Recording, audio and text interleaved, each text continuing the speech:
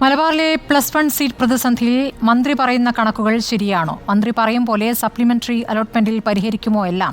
മുഴുവൻ A+ നേടിയിട്ടും ഇഷ്ടവിഷയവും ഇഷ്ട സ്കൂളും തിരഞ്ഞെടുക്കാനാകാത്ത എത്ര കുട്ടികളുടെ പ്രതികരണങ്ങളാണ് ഇപ്പോൾ കണ്ടത്. ഡോക്ടറാകണമെന്ന സ്വപ്നം കണ്ട കുട്ടികൾ ഇനി മോഹം മറക്കാനുള്ള തീരുമാനത്തിലാണ്.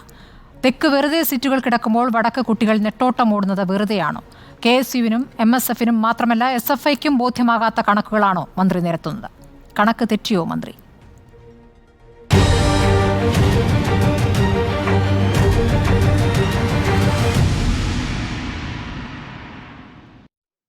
ചർച്ചയിൽ വിദ്യാർത്ഥി സംഘടനാ പ്രതിനിധികളുണ്ട്. SFIയിൽ നിന്ന് മുഹമ്മദ് സാദിഖ്, KSUവിൽ നിന്ന് മുഹമ്മദ് ഷമാസ്, ഫ്രറ്റേണിറ്റി മൂവ്മെന്റിൽ നിന്നും ജംഷീർ അബൂബക്കർ, MESന്റെ പ്രതിനിധി ഡോക്ടർ ഫസൽ ഗഫൂർ, ഒരു രക്ഷിതാവ് കൂടി ചർച്ചയിലുണ്ട്, സമീർ അലി. ആദ്യം ഞാൻ രക്ഷിതാവിലേക്ക് പോവുകയാണ്. ശ്രീ സമീർ അലി, ഇപ്പോൾ 2954 സീറ്റിൻ്റെ കുറവ് മാത്രമേ ഉള്ളൂ. അതാണെങ്കിൽ 4ാമത്തെ അലോട്ട്മെൻറ്റിൽ പരിഹരിക്കുകയും ചെയ്യും. ഇതാണെന്ന് മന്ത്രി പറഞ്ഞത്. പക്ഷേ നിങ്ങളും സമരം ചെയ്യുന്നവരും നിരത്തുന്ന കണക്കുകൾ വലുതാണ്. എന്താണ് ഇങ്ങനെ വലിയ വ്യത്യാസം? മന്ത്രി കളവ് പറയുകയാണോ? ഇവിടെ ഞാൻ പറയാൻ ഉദ്ദേശിക്കുന്ന പോയിന്റിൽ 2 വിഷയമാണ് നമ്മളുടെ സർക്കാർ സംവിധാനത്തിൽ ഉണ്ടായിട്ടുള്ളത്. നിലവില് സീറ്റ് അലോട്ട്മെന്റ് കംപ്ലീറ്റ് 3 ഭാഗവും 3 പോർഷനും കഴിഞ്ഞ് ബാക്കിയുള്ള സീറ്റിനേക്കാളും എത്രയോ കൂടുതൽ ആണ് ഇനി കുട്ടികൾ ജോയിൻ ചെയ്യാനുള്ളത്. അപ്പോ ഇതിൽ 2 വിഷയം കിടക്കുന്നുണ്ട്. ഒന്ന്, ഇവർക്കൊന്നും സീറ്റ് കിട്ടാൻ പോകുന്നില്ല. അത് മന്ത്രിക്കും അറിയാം, ഇപ്പോഴത്തെ നമ്മളെ ഈ ന്യൂസ് കണ്ടുകൊണ്ടിരിക്കുന്ന ആൾക്കാർക്കും നിങ്ങൾക്ക് എല്ലാവർക്കും ബോധ്യപ്പെടുന്ന കാര്യമാണ്. ഇതില് ഇനിയുള്ള അലോട്ട്മെന്റ് തന്നെ സീറ്റ് കിട്ടുകയാണെങ്കിൽ തന്നെ ഈ കുട്ടിക്ക് പഠിക്കാൻ പറ്റുന്നതും പോയി വരാൻ പറ്റുന്നതുമായ സാഹചര്യത്തിലുള്ള സ്കൂൾ സീറ്റ് ഇനി ഒരിക്കലും കിട്ടാൻ പോകുന്നില്ല. അപ്പോ ആ കുട്ടി ഡിപ്പെൻഡ് ചെയ്യുന്നത് വീണ്ടും പ്രൈവറ്റ് സ്ഥാപനങ്ങളെ ഡിപ്പെൻഡ് ചെയ്യേണ്ട ഒരു അവസ്ഥയിലേക്ക് കാര്യങ്ങൾ എത്തുകയാണ്. ഇതിന്റെ ഒന്നാമത്തെ കാരണം A+ ഗ്രേഡിങ്ങിൽ ഈ ഗ്രേഡിംഗ് സംവിധാനത്തിലുള്ള പ്രശ്നമാണ്. അതിൽ ഞാൻ ഒരു പഞ്ചായത്ത് നിവാസിയാണ്. അതില് മുനിസിപ്പാലിറ്റിയിൽ എന്റെ പഞ്ചായത്തിൽ ഒരു സ്കൂളുള്ള പഞ്ചായത്താണ്. മുനിസിപ്പാലിറ്റിയിൽ താമസിക്കുന്ന ആൾക്കാർക്ക് 5 സ്കൂൾ അവൈലബിൾ ആണ്. അപ്പൊ ഈ ഗ്രേഡിംഗ് സംവിധാനത്തില് പഞ്ചായത്തിന് ഒരു ഗ്രേഡ് പോയിന്റ് ഉണ്ട്. നമ്മുടെ സെയിം സ്കൂളിന് ഒരു ഗ്രേഡിംഗ് സംവിധാനം ഉണ്ട്. ഇത്തരം സംവിധാനങ്ങൾ ഉണ്ടാവുമ്പോൾ എല്ലാ കുട്ടികൾക്കും തുല്യമായിട്ടുള്ള അവകാശം കിട്ടാതെ പോകുന്നുണ്ട്. അതൊക്കെയാണ് നമ്മൾക്ക് സീറ്റ് കിട്ടാതായതിന്റെ പ്രശ്നം. സ്റ്റുഡൻസ് ഇപ്പം നമ്മളിപ്പോ ന്യൂസിൽ കണ്ടുകൊണ്ടിരിക്കുന്ന എല്ലാ വിഷയങ്ങളും നമ്മളെ ചൂണ്ടുന്ന ഒരു പോയിന്റ് എന്താണെന്ന് വെച്ച് കഴിഞ്ഞാൽ A+ കിട്ടിയ വിദ്യാർത്ഥികൾക്ക് പോലും സീറ്റ് അവൈലബിൾ ആകുന്നില്ല ഇന്ന് കേരളത്തിൽ. എന്റെ മോള് അതിൽ പെട്ടതാണ്. A+ ഫുൾ സബ്ജക്റ്റിലും A+ ആണ്. പക്ഷെ സീറ്റ് എവിടെയും കിട്ടിയിട്ടില്ല. ഒരു ട്രയൽ അലോട്ട്മെന്റ് മുതൽ 3 അലോട്ട്മെന്റ് കഴിഞ്ഞാലും എവിടെയും കിട്ടിയിട്ടില്ല. ഇത് കിട്ടാതിരിക്കാനുള്ള കാരണം ഞാൻ പഠിച്ചു നോക്കുമ്പോൾ എന്റെ മോളുടെ പ്രശ്നമല്ല, ഞങ്ങൾ താമസിക്കുന്ന സ്ഥലത്തെ പ്രശ്നമല്ല, ഞങ്ങളെ പ്രശ്നമല്ല. ഇത് പൂർണ്ണമായിട്ടും ഗവൺമെന്റ് സംവിധാനത്തിന്റെ പ്രശ്നമാണ്. ഇതെങ്ങനെ പരിഹരിക്കുമെന്ന് ഞങ്ങൾക്ക് പരിഹരിക്കാൻ പറ്റുന്ന വിഷയമല്ല. അപ്പൊ പൊതുസമൂഹത്തിൽ ഈ വിഷയം റൈസ് അപ്പ് ചെയ്യാൻ വേണ്ടിയിട്ട് നമ്മളാൽ ചെയ്യുന്നത് കാര്യം നമ്മൾ ചെയ്തുകൊണ്ടിരിക്കുകയാണ്. ഇത് കേൾക്കേണ്ട ആൾക്കാർ കേൾക്കുന്നുണ്ടെങ്കിൽ ഇതിനു വേണ്ട മാറ്റം വരുത്തലുകൾ എന്തൊക്കെയാണെന്നുള്ളത് ചർച്ച ചെയ്യപ്പെടേണ്ടതാണ്. ശരി, മുഹമ്മദ് ഷമാസ്, ഇപ്പോൾ നിങ്ങൾ തെരുവിലാണ്, MSF തെരുവിലാണ്. ഇപ്പോൾ SFIയുടെ ഭാഗത്തുനിന്നും പ്രതിഷേധം വന്നു കഴിഞ്ഞു. പക്ഷേ മന്ത്രി പറയുന്ന കണക്കുകൾ എത്ര ചുരുക്കമാണ്. ആ കണക്കുകൾ അനുസരിച്ചാണെങ്കിൽ അടുത്ത അലോട്ട്മെന്റിൽ പരിഹരിക്കാവുന്നതേ ഉള്ളൂ. അപ്പോൾ നിങ്ങൾ എങ്ങനെയാണ് ഇത്രയും വ്യത്യസ്തമായ ഒരു കണക്ക് മുന്നോട്ട് വെക്കുന്നത്? ഇവിടെ ഈ വിഷയം ഉയർന്നു വന്ന ഘട്ടം മുതൽ തന്നെ വളരെ കൃത്യമായി കേരളത്തിൽ SLC പാസ്സായ വിദ്യാർത്ഥികളുടെ എണ്ണവും കേരളത്തിൽ പ്രത്യേകിച്ച് മലബാർ മേഖലയിലുള്ള സീറ്റുകളുടെ എണ്ണവും ഒക്കെ നിരത്തിക്കൊണ്ട് തുടക്കം മുതൽ എല്ലാ വശങ്ങളും കൃത്യമായി ബന്ധപ്പെട്ട അധികാരികളെ ഈ പറയപ്പെട്ട മന്ത്രിയുടെയൊക്കെ മുന്നിൽ ശ്രദ്ധയിൽപ്പെടുത്തിയിട്ടുള്ള കാര്യങ്ങളാണ്. റിപ്പോർട്ടർ ഉൾപ്പെടെയുള്ള മാധ്യമങ്ങൾ നിരന്തരമായി വിഷയങ്ങൾ ഇങ്ങനൊരു വലിയ പ്രതിസന്ധി വിദ്യാഭ്യാസ മേഖലയിൽ ഉണ്ടാകാൻ പോകുന്നു എന്ന് നിരന്തരം വാർത്ത നൽകിയിട്ടും ഇപ്പോഴും ഏത് കണക്കിൻ്റെ അടിസ്ഥാനത്തിലാണ് മന്ത്രി ഇങ്ങനെ ഈ വിദ്യാർത്ഥി സമൂഹത്തെയും രക്ഷിതാക്കളെയും എല്ലാം വിഡ്ഢികളാക്കുന്നതെന്ന് മനസ്സിലാകുന്നില്ല. പക്ഷേ നിങ്ങൾക്ക് അലോട്ട്മെന്റ് കഴിഞ്ഞപ്പോഴേക്കും നിങ്ങൾ സമരം തുടങ്ങി. അതെ, ഞങ്ങൾക്ക് മാത്രമല്ല, അതാണ്, ഞങ്ങൾക്ക് മാത്രമല്ല, സമരം ചെയ്യുന്ന KSUക്കാർക്കോ MSFകാർക്കോ അല്ലെങ്കിൽ മറ്റ് വിദ്യാർത്ഥി സംഘടനകൾക്കോ മാത്രമല്ല, ഈ വസ്തുതാപരമായി ഈ കാര്യങ്ങൾ റിപ്പോർട്ട് ചെയ്യുന്ന മാധ്യമങ്ങൾക്കും പ്രത്യേക അജണ്ടയുണ്ട്, പർവ്വതീകരിക്കുകയാണെന്നൊക്കെയാണ് മന്ത്രി പറയുന്നത്. അതുതന്നെയാണ് ഈ മന്ത്രി ഇക്കാര്യത്തിൽ ഒരു തരത്തിലും ഇതിൻ്റെ വസ്തുത ഉൾക്കൊള്ളാൻ മന്ത്രി തയ്യാറാകുന്നില്ല. മറിച്ച് ആരുടെയെങ്കിലും തലയിൽ പഴിചാരി ഈ വിഷയത്തിൽ നിന്ന് ഒളിച്ചോടാനാണ് മന്ത്രി ശ്രമിക്കുന്നത്. അതിന് കേവലം ചില കണക്കുകൾ ഇങ്ങനെ അദ്ദേഹം എവിടെ നിന്നാണ് കണക്ക് പഠിച്ചത് ഞങ്ങൾക്കറിയില്ല, അദ്ദേഹം എങ്ങനെയാണ് കണക്ക് പരീക്ഷ പാസ്സായത് ഞങ്ങൾക്കറിയില്ല, അല്ലെങ്കിൽ അദ്ദേഹത്തിന് ആരെങ്കിലും എഴുതി കൊടുത്താണെങ്കിൽ അദ്ദേഹത്തിൻ്റെ കണക്ക് പരീക്ഷയും അതിൻ്റെ മാർക്ക് ലിസ്റ്റൊക്കെ ഒന്ന് പരിശോധിക്കേണ്ടിയിരിക്കുന്നു. അത്രത്തോളം വിരോധാഭാസമായ ഒരു കണക്കുമായി ഒരു മന്ത്രി, സംസ്ഥാനത്തിൻ്റെ ഒരു പൊതുവിദ്യാഭ്യാസ മന്ത്രി രംഗത്ത് വരുമെന്ന് പറയുമ്പോൾ ഏത് നിലയിലേക്കാണ് നമ്മുടെ കാര്യങ്ങൾ പോകുന്നത്? ഇക്കാര്യത്തിൽ വീഴ്ചയുണ്ട്, അല്ലെങ്കിൽ ഇക്കാര്യത്തിൽ ഒരു പോരായ്മയുണ്ട്, പരിഹരിക്കേണ്ടുന്ന വിഷയമാണ് എന്ന് തുറന്ന് സമ്മതിക്കേണ്ടുന്നതിന് പകരം ഇതൊന്നുമല്ല, ഈ പറഞ്ഞ പ്രശ്നങ്ങളൊന്നുമില്ല, നിങ്ങൾ ഈ പറയുന്നതൊക്കെ വെറുതെയാണ്, ഈ കേരളത്തിലെ മാധ്യമങ്ങളും വിദ്യാർത്ഥികളും വിദ്യാർത്ഥി സംഘടനകളും എല്ലാം പറയുന്ന ആശങ്കകളൊക്കെ വെറുതെയാണ്. ഇവിടെ നേരത്തെ കാണിച്ചല്ലോ, ഫുൾ A+ ലഭിച്ചിട്ടും സീറ്റ് കിട്ടാത്ത വിദ്യാർത്ഥികൾ, അവരിനി എപ്പോഴാണ് സീറ്റ് കിട്ടുമെന്ന് പ്രതീക്ഷിക്കേണ്ടത്? മുഴുവൻ വിഷയത്തിലും A+ ലഭിച്ച് സീറ്റ് കിട്ടാത്ത വിദ്യാർത്ഥികൾ നിലനിൽക്കെ ഏതെങ്കിലും തരത്തിൽ മറ്റ് 50% അതിലധികം മാർക്കുള്ള വിദ്യാർത്ഥികൾക്ക് സീറ്റ് കിട്ടുമ്പോൾ അവർക്ക് പഠിക്കാൻ കഴിയുന്ന ഒരു സാഹചര്യം ഉണ്ടാകും നമുക്ക് പ്രതീക്ഷിക്കാൻ കഴിയുമോ? അങ്ങനെ ഈ വിദ്യാഭ്യാസ മേഖലയെ ആകെ തകർത്ത് തരിപ്പണമാക്കിയിട്ട് അതൊരു കച്ചവട ചരക്കാക്കി മാറ്റി. ഇതിന് പിന്നിലുള്ള വലിയ ചില വശങ്ങൾ കൂടെ പുറത്തു വരാനുണ്ട്. ഇത് പക്ഷേ വരും ദിവസങ്ങളിൽ ചർച്ച ചെയ്യപ്പെടേണ്ടി വരും. കാരണം ഈ അവസരങ്ങളൊക്കെ ഉണ്ടാക്കുന്നത് ഈ സർക്കാർ കാണിക്കുന്ന നിസ്സംഗത, ഈ കാലതാമസം സർക്കാരിന് തന്നെ അറിയാം ഈ വിഷയത്തിൽ ഒരു പ്രശ്നമുണ്ട്. ഗവൺമെന്റിനും മന്ത്രിക്കും നല്ല ബോധ്യമുണ്ട്. തുറന്ന് സമ്മതിച്ചാലും ഇല്ലെങ്കിലും ഗവൺമെന്റിനെ സംബന്ധിച്ച് ഈ കാര്യത്തിൽ ഒരു പ്രതിസന്ധി നിലനിൽക്കുന്നു. കഴിഞ്ഞ 3-4 വർഷക്കാലമായി തുടരുന്നൊരു പ്രതിഭാസമാണ്. അത് ഈ വർഷം കൂടുതൽ ഗൗരവത്തോടുകൂടി തന്നെ നിലനിൽക്കുന്നു എന്ന് ഗവൺമെന്റിന് അറിഞ്ഞിട്ടും എന്തിനീ വൈകിപ്പിക്കൽ? ഉചിതമായ നടപടി സ്വീകരിക്കുന്നതിന് എന്തിന് സർക്കാർ ഇങ്ങനെ വൈകിപ്പിക്കുന്നു?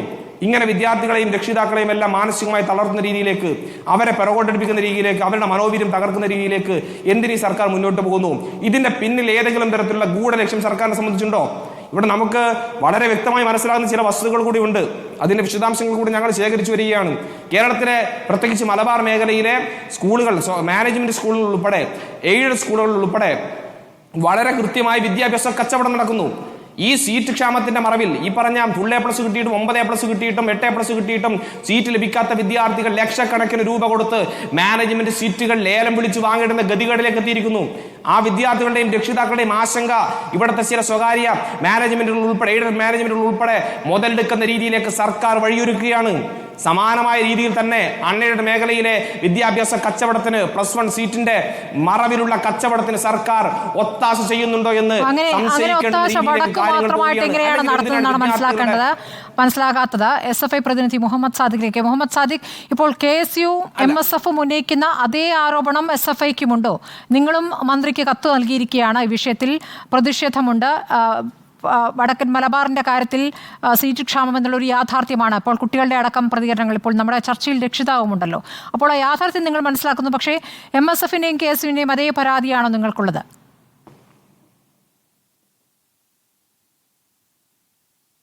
ഈ ചർച്ചയിൽ നാം ഉന്നയിക്കുന്ന പ്രശ്നം വസ്തുതാപരമാണ് എന്ന അഭിപ്രായം തന്നെയാണ് SFIക്കുള്ളത്.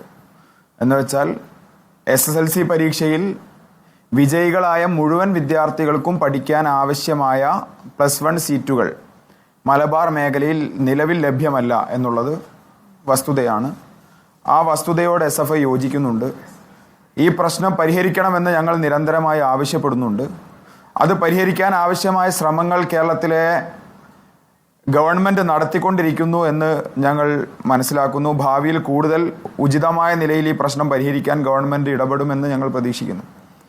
KSUവിനും MSFനും മറ്റിതര വിദ്യാർത്ഥി സംഘടനകൾക്കും ഈ വിഷയത്തിലുള്ള നിലപാടല്ല SFIക്കുള്ള നിലപാട്. ആ വിദ്യാർത്ഥി സംഘടനകൾക്ക് അവരുടേതായ രാഷ്ട്രീയ അജണ്ടകളുണ്ടാകാം, അവരുടെ താല്പര്യങ്ങളുണ്ടാകാം. ഈ വിഷയത്തിൽ SFIയുടെ താല്പര്യം SSLC പരീക്ഷയിൽ വിജയം കൈവരിച്ച മുഴുവൻ വിദ്യാർത്ഥികൾക്കും പഠിക്കാൻ അവസരമുണ്ടാകണം എന്നുള്ള ഒറ്റ താല്പര്യമാണ്. അപ്പൊ മുഴുവൻ വിദ്യാർത്ഥികൾക്കും പഠിക്കാൻ അവസരമില്ല എന്ന സാഹചര്യം അവിടെ നിൽക്കുന്നു. അതിനപ്പുറം അവർക്ക് എന്താണ് മറ്റൊരു താല്പര്യം? ആ താല്പര്യത്തിലേക്ക് ഞാൻ വരാം. നമ്മൾ മനസ്സിലാക്കേണ്ട ഒരു കാര്യം, കേരളത്തിൽ ഈ +2 കോഴ്സ് അനുവദിക്കപ്പെട്ടതിന് ശേഷം, +2 സമ്പ്രദായം ആരംഭിച്ചതിന് ശേഷം കേരളത്തിൽ മാറി മാറി ഭരിച്ച UDF LDF ഭരണകാലത്തെ നമ്മൾ പരിശോധിച്ചാൽ മലബാർ മേഖലയിലെ ഈ സീറ്റ് പ്രതിസന്ധി ഇന്നോ ഇന്നലെയോ ആരംഭിച്ചതല്ല. എന്ന് പറഞ്ഞാൽ 2016 പിണറായി വിജയൻ കേരളത്തിൽ മുഖ്യമന്ത്രിയായ ദിവസം ആരംഭിച്ച പ്രശ്നമല്ല, നേരത്തെയുള്ള പ്രശ്നമാണ്. കൃത്യമായി പറഞ്ഞാൽ 2011 മുതൽ 2016 വരെ UDF നേതൃത്വത്തിൽ ഉമ്മൻചാണ്ടി സർക്കാർ ഭരണത്തിലുണ്ടായിരുന്ന കാലത്ത്, അബ്ദുൾ റബ്ബ് വിദ്യാഭ്യാസ മന്ത്രിയായിരുന്ന കാലത്തും ഇതിനേക്കാൾ കൂടുതൽ പ്രശ്നമുണ്ട്. അതിനു മുമ്പ് ആന്റണിയും ഉമ്മൻചാണ്ടി സർക്കാരും നേതൃത്വം നൽകിയ 2001-2006 കാലഘട്ടത്തിലും ഈ പ്രശ്നമുണ്ട്. അന്നൊന്നും മലബാറിൽ മുഴുവൻ വിദ്യാർത്ഥികൾക്കും പഠിക്കാൻ ആവശ്യമായ സീറ്റ് ലഭ്യമായിരുന്നില്ല. അക്കാലത്തൊന്നും MSFും KSUവും സമരം ചെയ്തിട്ടില്ല, SFIയും സമരം ചെയ്തിട്ടില്ല. കാരണം ഞങ്ങൾ രാഷ്ട്രീയ പ്രേരിതമായി ആ വിഷയത്തെ അന്ന് കാണാൻ ശ്രമിച്ചിട്ടില്ല. അതിൽ പ്രാദേശികമായ ചില പ്രശ്നങ്ങൾ അതിൽ നിലനിൽക്കുന്നുണ്ട് എന്നുള്ള വസ്തുതയുണ്ട്. അത് ഒറ്റ ദിവസം കൊണ്ട് പരിഹരിക്കപ്പെടാവുന്നതല്ല, ഘട്ടം ഘട്ടമായി അത് പരിഹരിക്കണം എന്നുള്ള നിലപാട് ഞങ്ങൾക്കുണ്ട്. പക്ഷെ ഞങ്ങൾ അതിനെ ആകെ ഒരു സമരമായി ഉയർത്തിക്കൊണ്ടുവരാനല്ല അക്കാലത്തും ഇക്കാലത്തും ശ്രമിക്കുന്നത്.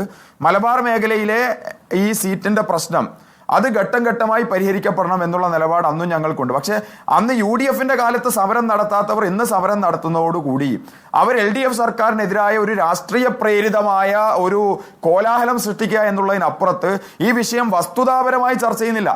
കണക്കിന്റെ അടിസ്ഥാനത്തിൽ പരിശോധിച്ചാൽ പ്രധാനമായും മുസ്ലിം ലീഗും MSFും ഈ സമരത്തിൽ നിലനിൽക്കുമ്പോൾ UDFന്റെ കാലത്ത് മുസ്ലിം ലീഗാണല്ലോ ഈ വിദ്യാഭ്യാസ വകുപ്പ് കൈകാര്യം ചെയ്തത്.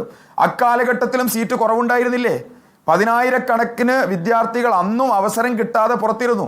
ഈ ചർച്ചയിൽ 4-5 പേരുള്ളത് കൊണ്ട് എത്രത്തോളം എനിക്ക് സമയം കിട്ടുമെന്ന് അറിഞ്ഞുകൂടാ. അടുത്ത റൗണ്ടിൽ അവസരം ലഭിക്കുകയാണെങ്കിൽ സർക്കാരിന്റെ കാലയളവിലെയും സീറ്റ് പരിമിതികളുടെ കണക്ക് കൃത്യമായി ഡാറ്റയുടെ അടിസ്ഥാനത്തിൽ ഞാൻ ഇപ്പൊ തന്നെ പറയാൻ വേണ്ടി ശ്രമിക്കുകയാണ്. അതായത് ഒരു സർക്കാർ കാലയളവിനെയാണ് ഞാൻ പരിശോധനയ്ക്ക് എടുക്കുന്നത്. 2011 മുതൽ 2016 വരെയുള്ളത്. 2011 66,445 അപേക്ഷകൾ വന്നു. അതിൽ 44,402 സീറ്റാണ് വിദ്യാർത്ഥികൾ ലഭ്യമായത്. 22,043 സീറ്റ് അന്നുണ്ടായിരുന്നില്ല. അബ്ദുൾ റബ്ബിന്റെ കാലത്തെ 1-ാം വർഷം അന്ന് KSU MSF സമരത്തിലുണ്ടായിരുന്നോ? 2012 72,632 അപേക്ഷകൾ വന്നു. അതിൽ 58,636 പേർക്കാണ് അഡ്മിഷൻ ലഭിച്ചത്. 13,996 വിദ്യാർത്ഥികൾ പുറത്തായിരുന്നു. അതേപോലെ 2013 73,376 അപേക്ഷകൾ വന്നു. അതിൽ 54,211 വിദ്യാർത്ഥികൾക്കാണ് അപേക്ഷ ലഭിച്ചത്. 19,165 വിദ്യാർത്ഥികൾ അന്നും പുറത്തായിരുന്നു. 2014 77,834 അപേക്ഷകൾ വന്നു.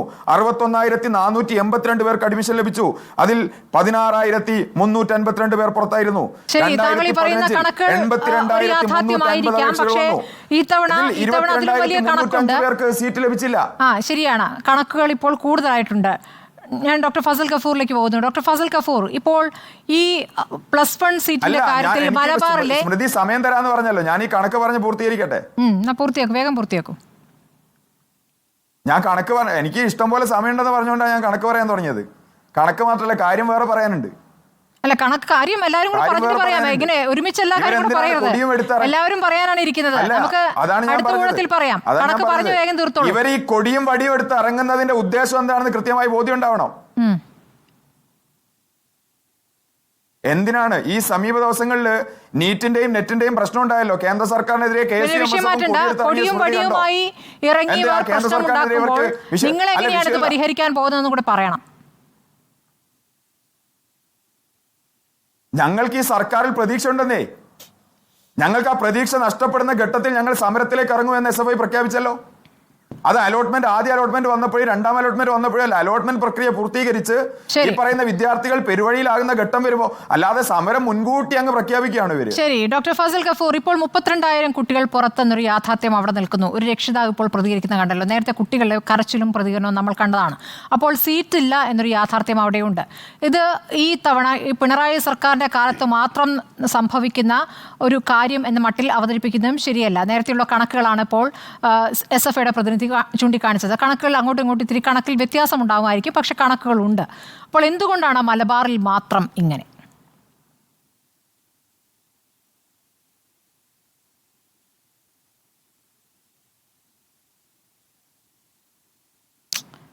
കേൾക്കുന്നില്ലല്ലോ. കണക്ക് പറയുമ്പോൾ ഒന്നുകൂടി പറയാമോ? ഒന്നുകൂടി തുടക്കത്തിൽ പറയാമോ? ആദ്യം കേട്ടില്ല. അതായത് റഫായിട്ട് കേൾക്കണ്ടല്ലോ അല്ലേ? ഇപ്പൊ കേൾക്കാം. അതായത് നമ്മുടെ ഇതിപ്പോൾ നേരത്തെ പറഞ്ഞ മാതിരി ഇത് പ്രീ ഡിഗ്രി ഡീലിങ്കിങ് എന്ന് പറഞ്ഞ സാധനം ഉണ്ടായിരുന്നു. അതായത് പ്രീ ഡിഗ്രി എടുത്തിട്ട് സ്കൂളിലൊക്കെ മാറ്റിയപ്പോൾ സ്കൂളിലെ മറ്റേ കോളേജിലെ കുട്ടികളുടെ അത്രത്തെ സീറ്റ് താഴത്തുണ്ടായിരുന്നില്ല ആദ്യം. അപ്പം 200ഓളം എയ്ഡഡ് കോളേജും സ്കൂളുകളിലും അങ്ങനെ അങ്ങോട്ട് പോയി. രണ്ടാമതുണ്ടായിരുന്നു വെച്ചാൽ ഇത് ബേസിക്കലി തന്നെ പണ്ട് ഹൈസ്കൂളുകളെല്ലാം തെക്ക് കേരളത്തിലാണ്. പ്രത്യേകിച്ച് മിഷണറി പ്രവർത്തനത്തിന് അവരെ നമ്മൾ ശ്ലാഘിച്ചുകൊണ്ടാണ് പറയുന്നത്, പ്രവർത്തനത്തിൻ്റെ ഭാഗമായിട്ട്. വടക്ക് കേരളം ആ രംഗത്തോട്ട് വളരെ വൈകി വന്നാണ്. അപ്പോൾ ഒരു കോമ്പൻസേറ്ററി മെക്കാനിസം ഉണ്ടായിട്ടില്ല. മറിച്ച് ഈ സീറ്റുകൾ അവിടെ കൊടുക്കുമ്പോൾ അവിടെ പിന്നെയും കൂടുതലാവുകയാണ് ചെയ്ത്. ഇനി ഒരു കാര്യം കൂടെ അതിനുശേഷം പെട്ടെന്ന് തന്നെ എല്ലാം പറഞ്ഞുതരാം. പെട്ടെന്ന് ശേഷം നമ്മൾ GFR മാതാപിതാ ഗ്രോസ് ഫെർട്ടിലിറ്റി റേറ്റ് സൗത്തിലുള്ളത് വളരെ കുത്തനെ കുറഞ്ഞു. 1.9 ആണ് ക്രിസ്ത്യാനികൾക്ക്, അതായത് മാതാപിതാക്കൾക്ക് ഉണ്ടാകുന്ന കുട്ടികൾ 1.9, ഇവിടെ 2.4. അതിപ്പോൾ കുത്തനെ താഴത്തോട്ട് പോയിക്കൊണ്ടിരിക്കുകയാണ്. അപ്പോൾ ഈ പ്രതിഭാസം എന്ന് പറഞ്ഞിട്ടുള്ളത്, ഈ സീറ്റ് കിട്ടാത്ത പ്രതിഭാസം അടുത്ത് തന്നെ അവസാനിക്കും. അതിനെല്ലാത്തിനും ഉപരിയായിട്ട് SSLCക്ക് പരക്കെ പാസ്സാക്കാൻ തുടങ്ങി. ഇത് ഓരോ വിദ്യാഭ്യാസ മന്ത്രി വന്നിട്ട് അവരുടെ മിടുക്കായിട്ടാണ് പറയുന്നത്. SSLCക്ക് പാസ്സായ 90% കിട്ടി, 98 കിട്ടി, 99 കിട്ടി. ഈ കുട്ടികളെ അക്കോമഡേറ്റ് ചെയ്യണ്ടേ? ഇവർ പാസ്സായ എലിജിബിൾ ഫോർ ഫർദർ കോഴ്സ് എഴുതി കൊടുക്കുകയാണ്. ഏതായാലും അതിലിപ്പോൾ ഒരു ആശ്വാസമുണ്ട്. കാരണം ഇപ്പോൾ ഇടതുപക്ഷവും നമ്മുടെ UDF LDF രണ്ടുപേരും അംഗീകരിച്ച കാര്യമാണ് SSLCക്ക് 30% മാർക്കെങ്കിലും റിട്ടേൺ എക്സാമിനേഷന് കിട്ടണം എന്നുള്ളതാണ് അടുത്ത തവണ വരാൻ പോണം. അപ്പോൾ ഇതിന് വലിയൊരു പരിഹാരം ഉണ്ടാകാൻ പോണം. പിന്നെ അടുത്തുണ്ടായിട്ടുള്ള മറ്റൊരു വലിയൊരു പ്രശ്നം, ഞാൻ ഓരോരോ പ്രശ്നങ്ങൾ പെട്ടെന്ന് പറഞ്ഞുതരാം. ഉണ്ടായിട്ടുള്ളതെന്ന് വെച്ചാൽ ഗവൺമെൻറ്റുകൾക്ക് ഒരു പ്രോബ്ലം ഉണ്ട്. ഞാൻ ഒരു ഗവൺമെൻറ്റിനെ കുറ്റപ്പെടുത്തുന്നില്ല, 2 ഗവൺമെൻറ് 3 ഗവൺമെൻറ് എല്ലാ ഗവൺമെൻറ് കാലത്തും ഇത് ഉണ്ടായിട്ടുണ്ട്. പ്രശ്നം എന്ന് പറഞ്ഞാൽ ഇത് എയ്ഡഡ് മേഖലയിലാണ് ഈ കുട്ടികളൊക്കെ ഉള്ളത്. എയ്ഡഡ് മേഖല എന്ന് പറഞ്ഞിട്ടുണ്ടെങ്കിൽ അപ്പോയിൻമെൻറ്റ് നടത്തണം, അധ്യാപകനെ അപ്പോയിൻമെൻറ്റ് നടത്തിയിട്ടുണ്ടെങ്കിൽ ഗവൺമെൻറ് മേഖലയും അതും കൂടെ എയ്ഡഡും ഗവൺമെൻറ്റിലാണുള്ളത്. അവിടെയാണ് ഈ പാവപ്പെട്ട കുട്ടികൾ പഠിക്കുന്നത്. അങ്ങനെ ഒരു അപ്പോയിൻമെൻറ്റ് നടത്തുകയാണെങ്കിൽ ഈ അധ്യാപകൻ്റെ ശമ്പളം ഗവൺമെൻറ് കൊടുക്കണം. അപ്പോൾ ഗവൺമെൻറ് ഭാരിച്ച ഇത് വരുന്നു. അതേസമയം കുട്ടികളുടെ എണ്ണം തെക്ക് കുറയുമ്പോൾ അവിടെ ഡിവിഷൻ ഫോൾ ഉണ്ടാവുകയും അധ്യാപകരെ റിട്ടേൺ ചെയ്ത് വരികയും അവരെ പ്രൊട്ടക്ട് ചെയ്യാൻ വരുന്നത് ഗവൺമെൻറ്, എല്ലാ ഗവൺമെൻറ്റും. ആ പ്രൊട്ടക്ട് ചെയ്യേണ്ടി വരുമ്പോൾ അവർ ശമ്പളം ഗവൺമെൻറ് കൊടുക്കേണ്ടതായിട്ടുള്ള സ്ഥിതി വരും. അപ്പോൾ ഇത് അത്ര എളുപ്പമല്ല. അപ്പോൾ ഇവർ നമ്മൾ പറയണ ഒരു കുറേ ബാച്ച് അങ്ങോട്ട് ആഡ് ചെയ്യുക എന്ന് പറഞ്ഞാൽ അടുത്ത ചിലപ്പോൾ 5 കൊല്ലം കഴിഞ്ഞാൽ ഈ ബാച്ചുകൾ ഉണ്ടാവില്ല, ഇത്ര കുട്ടികളും ഉണ്ടാവില്ല എന്നുള്ളൊരു വളരെ വിഷയം. പിന്നെ രണ്ടാമത് ഇടതുപക്ഷ ഗവൺമെൻറ് വന്നതിന് ശേഷം CBSE പ്രസ്ഥാനത്തെ അവർ പ്രോത്സാഹിപ്പിച്ചില്ല. അപ്പോൾ CBSE പ്രസ്ഥാനത്തിലോട്ട് പോകുന്ന കുറേ കുട്ടികളുണ്ടായിരുന്നു. ആ കുട്ടികൾ പോലും പോവാതെ അവർക്ക് പോകാൻ മറ്റേ കുറേ കുട്ടികളെങ്കിലും CBSE പ്രസ്ഥാനത്തിലോട്ട് പോയിട്ട് പാവപ്പെട്ട കുട്ടികൾക്ക് എയ്ഡഡ് മേഖലയിൽ പഠിക്കാനായിട്ടുള്ള ഒരു സാഹചര്യം ഉണ്ടായിരുന്നു. അൺഎയ്ഡഡ് ഒരു മേഖലയുണ്ട് ഇവിടെ. ആ അൺഎയ്ഡഡ് മേഖലയുടെ പ്രശ്നം ഇത് തന്നെയാണ്. അവിടെ ഫീസ് വളരെ ഭാരിച്ച ഫീസാണ്. അപ്പോൾ ഇതിൽ പിന്നെ വേറെ ഏറ്റവും വലിയ പറയാം, മെഡിസിൻ പഠിക്കുന്ന മാതിരിയല്ല. ഈ കുട്ടികൾക്ക് എന്താണെന്ന് വെച്ചാൽ അവർക്ക് വേണ്ടത് സയൻസ് ഗ്രൂപ്പാണ്. അതാണ് വേറെ പ്രശ്നം. അപ്പോൾ ഹിസ്റ്ററി ഞങ്ങളെ സ്കൂളുകളിൽ ഹ്യൂമാനിറ്റീസിന് ഇഷ്ടംപോലെ സീറ്റ് വേക്കൻ്റാണ്. എല്ലാവർക്കും വേണ്ടത് സയൻസാണ്. എല്ലാവർക്കും നീറ്റ് പരീക്ഷ എഴുതണം, അല്ലെങ്കിൽ എല്ലാവർക്കും യുക്രൈനിൽ പോകണം. അപ്പോൾ ഇങ്ങനെയുള്ള ഒരു പ്രശ്നം കൂടെ ഉണ്ട്. അപ്പോൾ കമ്പ്യൂട്ടർ സയൻസസിനും അല്ലെങ്കിൽ നമ്മുടെ സയൻസ് സബ്ജക്ട്സിനും ഒക്കെ ഡിമാൻഡ് ഉണ്ടാവും. പക്ഷേ മറ്റ് സബ്ജക്റ്റുകൾക്ക്, പ്രത്യേകിച്ച് ഭാഷ അങ്ങനത്തെ ഉള്ള സബ്ജക്റ്റുകൾക്കൊന്നും ഡിമാൻഡില്ല. അപ്പോൾ ഇത് വളരെ സങ്കീർണമായിട്ടുള്ളൊരു പ്രശ്നമാണ്. അപ്പോൾ ഇത് ഗവൺമെൻറ് പരിഹരിക്കേണ്ടത്, ഏത് ഗവൺമെൻറ്റാണ് ഭരണത്തിലുള്ളത് അത് പരിഹരിക്കേണ്ടത് ആ ഗവൺമെൻറ്റിൻ്റെ ചുമതലയാണ്. അപ്പോൾ ആ ഗവൺമെൻറ് അതിന് ആയിട്ടുള്ള എന്തെങ്കിലും ഒന്നല്ലെങ്കിൽ ഒറ്റ കാര്യം പറയുന്നത്, എല്ലാവർക്കും അവസരം കൊടുക്കുക, എനിക്ക് ഒറ്റ അവസരം തന്നാൽ മതി. ഈ തെക്ക് കേരളയിലുള്ള കോളേജ് സ്കൂളുകളിൽ അവിടുത്തെ ഡിവിഷൻ അടക്കം എടുത്ത് അധ്യാപകരടക്കം കൂടെ ട്രാൻസ്ഫർ ചെയ്യണം. ഗവൺമെൻറ് സ്കൂളിൽ ട്രാൻസ്ഫർ ഇല്ലേ? MESൻ്റെ സ്ഥാപനങ്ങളിൽ ട്രാൻസ്ഫർ ഉണ്ടല്ലോ. അതേമാതിരി ഇവർക്ക് ഇങ്ങനെ ട്രാൻസ്ഫർ ചെയ്യുക. ആ ബാച്ചുകൾ എടുത്ത് അവിടെ നിന്ന് ഞങ്ങൾക്ക് തന്നെ അവിടെ മറ്റേ സ്കൂളുണ്ട്, അവിടെ ബാച്ചിൽ കുട്ടികളില്ലാത്ത സ്കൂളുണ്ട്. ആ സ്കൂളിൽ നിന്ന് ഇങ്ങോട്ടേക്ക് ട്രാൻസ്ഫർ ചെയ്യുന്ന ഒരു പരിഹാരമാണ് കാണുന്നത്. പിന്നെ നമ്മൾ നേരത്തെ ടെമ്പററി അപ്പോയിൻമെൻറ്റ് നടത്താൻ പറ്റുമെന്ന് നോക്കണം. എയ്ഡഡ് സ്കൂൾ കോളേജുകളിൽ ടെമ്പററി അപ്പോയിൻമെൻറ്റ് നടത്തണത്തിന് ഇവിടെ നടത്തുന്നുണ്ട്. പക്ഷേ ടെമ്പററി അപ്പോയിൻമെൻറ്റ് നടത്തിക്കൊണ്ട് ബാച്ചസ് ഫിക്സ് ചെയ്യുക. അതല്ലെങ്കിൽ ഇത് പിന്നീട് ഡിവിഷൻ ഫോളിലോട്ട് പോകും. അതാണ് ഏറ്റവും വലിയ പ്രതിസന്ധി ആവാൻ പോകുന്നത് എന്നാണ് എൻ്റെ അഭിപ്രായം. ശരി, ജംഷീൽ അബൂബക്കർ, താങ്കളിപ്പോൾ ഡോക്ടർ ഫസൽ ഗഫൂർ പറഞ്ഞതിനോട് എത്രത്തോളം യോജിക്കുന്നുണ്ട്? ഇപ്പോൾ എല്ലാവർക്കും A+ കിട്ടുന്ന ഒരു സംവിധാനമായി മാറിയിട്ടുണ്ട്. ഇപ്പോൾ കഴിഞ്ഞ കുറച്ച് വർഷങ്ങളായിട്ട് അതാണ് കാണുന്നത്. അത് യഥാർത്ഥത്തിൽ തിരിച്ചടിക്കുകയാണ് ഈ രൂപത്തിൽ എന്ന ഒരു അഭിപ്രായം അദ്ദേഹം പറയുന്നു. മറ്റ് KSUവിൻ്റെയും SFIൻ്റെയും പ്രതിനിധി പറഞ്ഞും കേട്ടല്ലോ.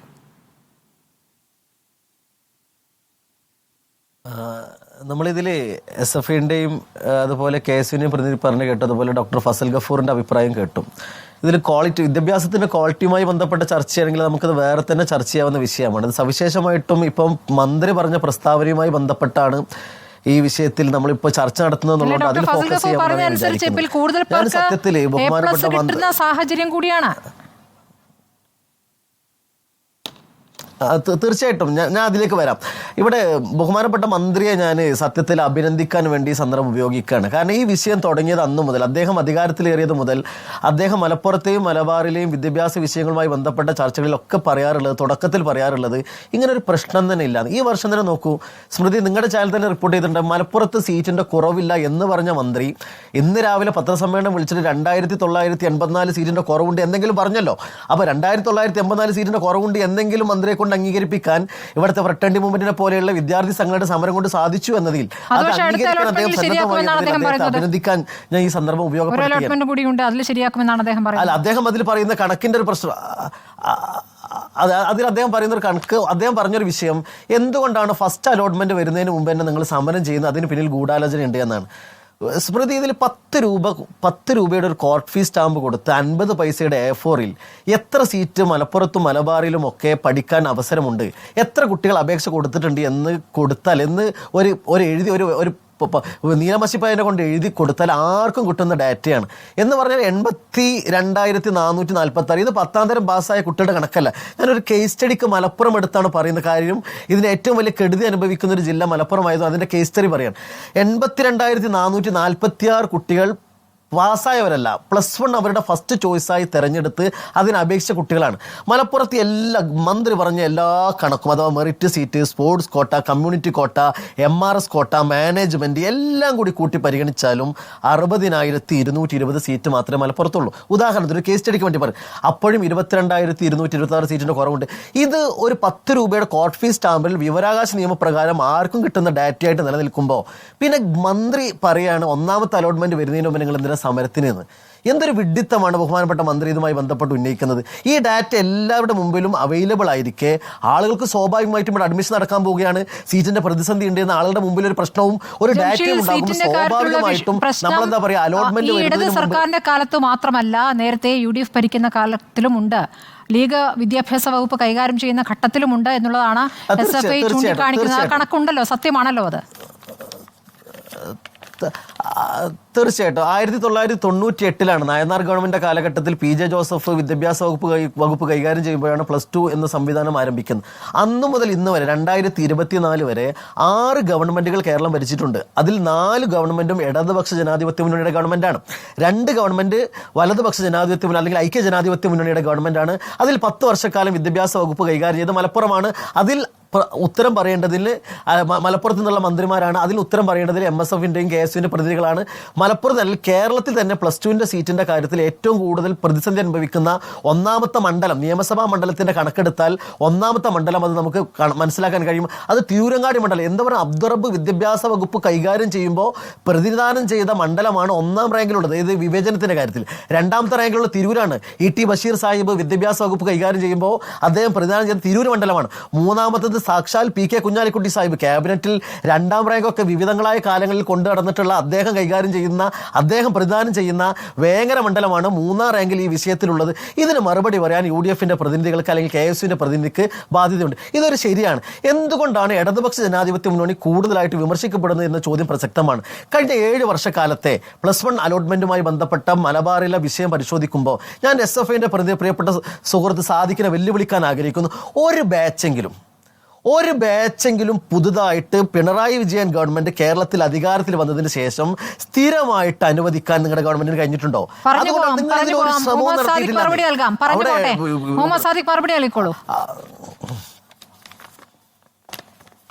അല്ല, ഞാൻ എന്റെ ടേണിൽ പറഞ്ഞോളാം. അല്ല, അത് ടേൺ ആണെന്ന് വിചാരിച്ചോളൂ. വട്ടം കറങ്ങി വരുമൊന്നും വേണ്ട. ഞാൻ എന്റെ ടേണിൽ പറഞ്ഞോളാം. അല്ലെങ്കിൽ വട്ടം കറങ്ങിയൊന്നും വരണ്ട, താങ്കൾ മറുപടി പറയൂ. കാര്യങ്ങൾ പറയണ്ടെന്നേ. അല്ല, അത് പിന്നെ പറയാം.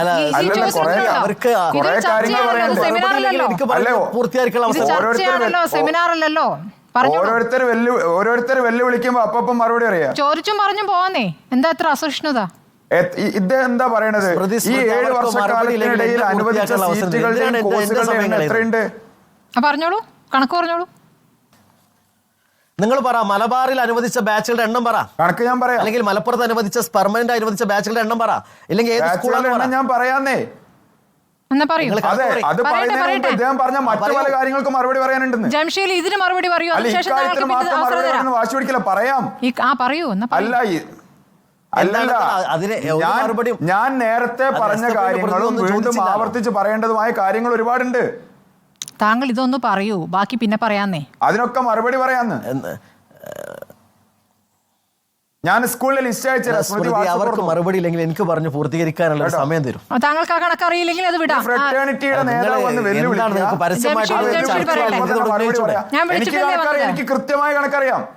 എന്നാ പറയൂ. എനിക്ക് കൃത്യമായ കണക്കറിയാം. പിന്നെ എന്തിനാണ് ഈ വളച്ചുകെട്ട് പറയുന്നത്? പറയാനുള്ള മറുപടി തരും. UDF-ന്റെ കാലത്ത് അനുവദിച്ചും അറിയാം, LDF-ന്റെ കാലത്ത് താങ്കൾ പറയൂ, LDF-ന്റെ കാലത്ത് പറയൂ, അതല്ലേ ചോദ്യം. അല്ല, ഞാൻ UDF-ന്റെ കാര്യവും പറഞ്ഞു, LDF-ന്റെ കാലത്തും പറഞ്ഞു. അത് ഞാൻ പറയാം. മറുപടി ഉണ്ടെങ്കിൽ പറയൂ, ഇല്ലെങ്കിൽ എനിക്ക് പറഞ്ഞു പൂർത്തീകരിക്കാനുള്ള അവസരം തരും.